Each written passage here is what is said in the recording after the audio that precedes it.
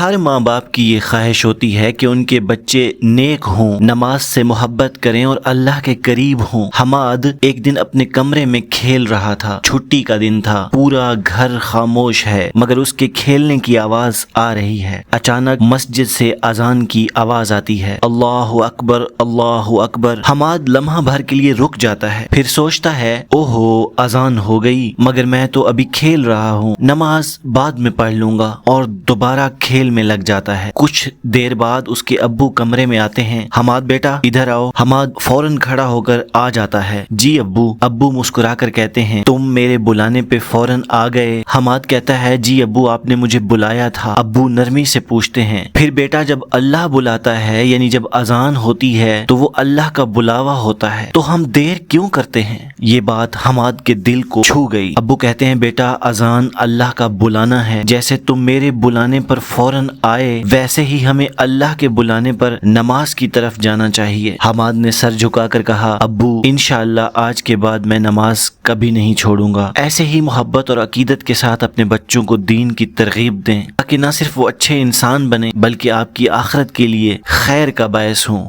اس طرح کی مزید ویڈیوز دیکھنے کے لیے جڑے رہیں۔ Thanks for watching, stay tune.